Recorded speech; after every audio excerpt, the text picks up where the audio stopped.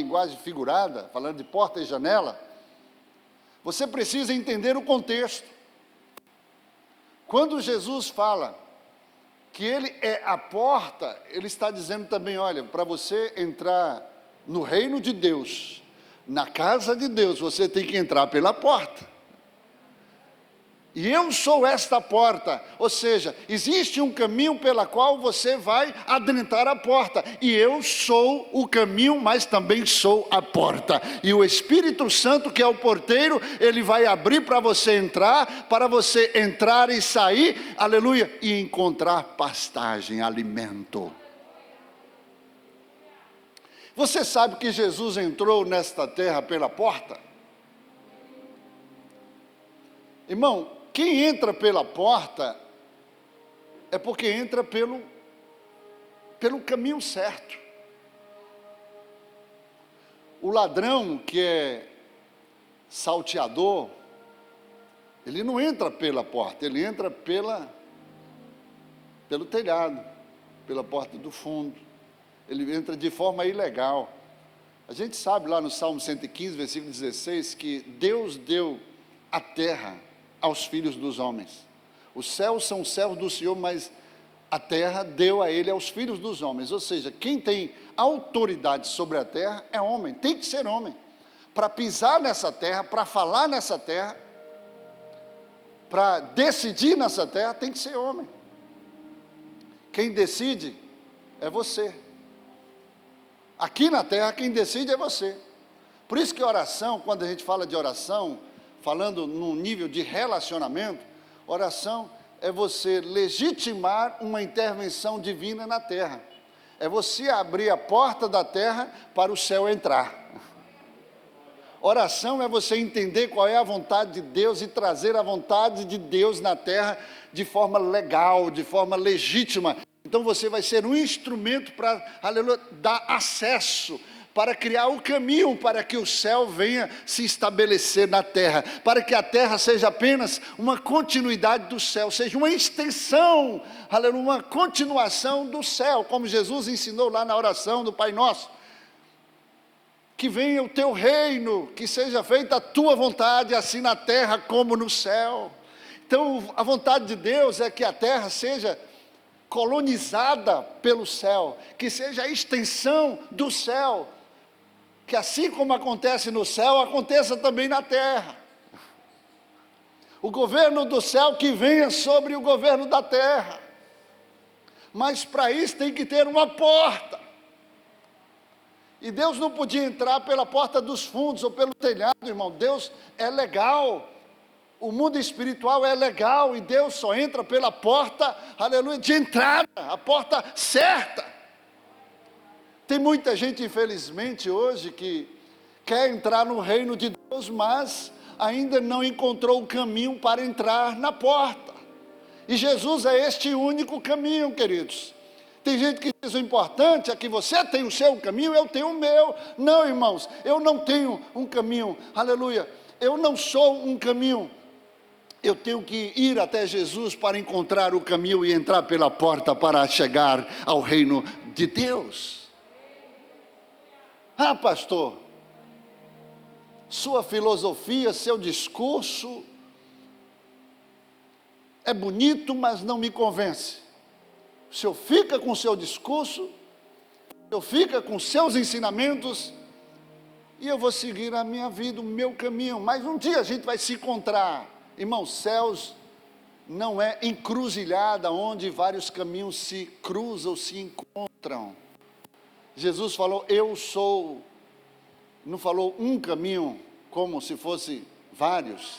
Eu sou o, falando de único, eu sou o caminho, a verdade e a vida. Por isso ele é a porta das ovelhas.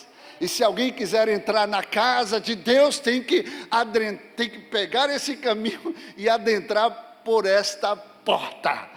E ele vai, aleluia, abrir o porteiro, que é o Espírito Santo, vai abrir a porta. Irmão, se o porteiro não abrir a porta, o Espírito Santo é educado, é a terceira pessoa da Trindade Divina, é sensível, é educado, é cavalheiro.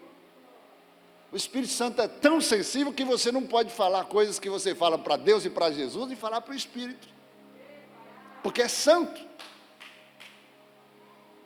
Você tem que ter muito cuidado em lidar com o Espírito Santo, em tratar, em conviver, porque é muito sensível.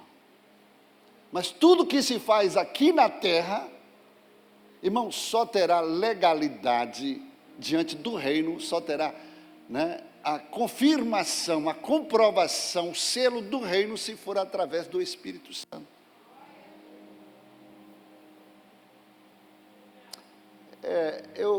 Eu falei aqui a semana passada e eu não fui muito bem interpretado, porque você precisa não pegar a palavra solta, a palavra isolada, mas o contexto, entender no contexto, porque o português ele é muito prolixo, e às vezes uma palavra pode dar uma conotação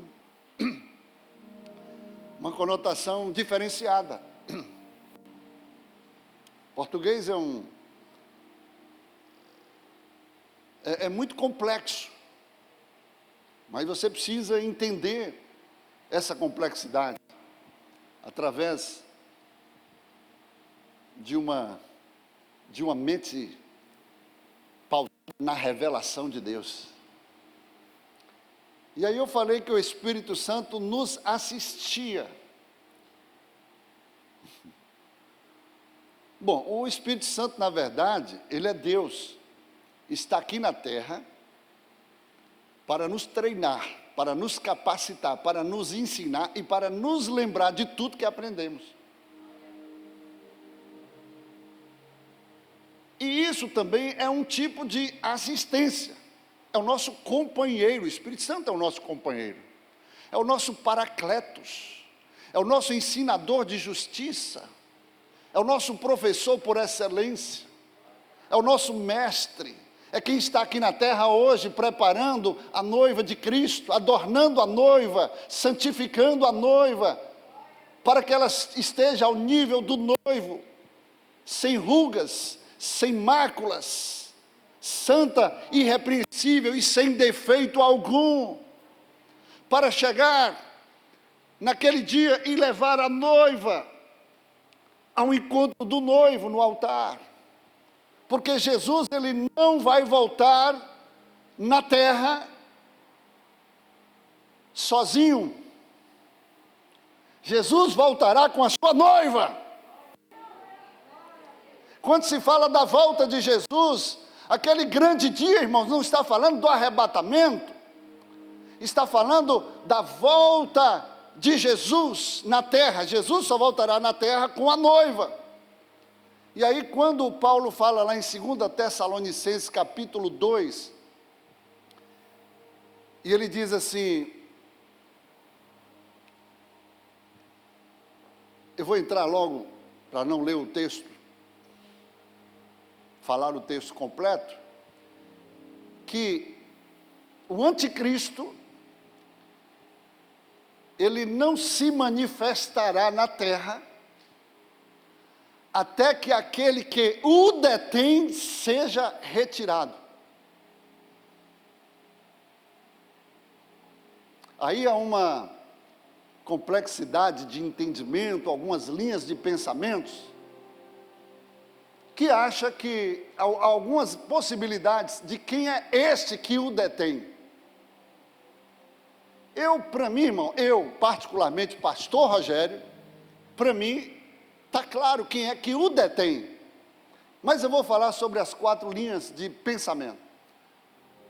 Existe o pensamento de que os anjos, pode ser este que o detém. Irmão, anjo, se você olhar lá para o livro de Judas, quando o anjo Miguel, que é o poderoso do céu, abaixo de Deus, que qualquer guerra, Deus dá um comando, vai lá, Miguel, resolve o problema lá, ele vai lá e tem que sair de baixo. Mas quando ele teve com Satanás, disputando acerca do corpo de Moisés, a Bíblia diz que ele não ousou,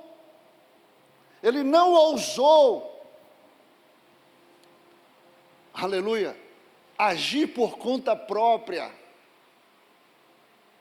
Ele não ousou ali brigar com Satanás, mas ele disse: o Senhor te repreenda. Ele sabe qual é o papel dele. E os anjos estão de fato aqui, irmãos, na terra, para nos servir, para nos ministrar.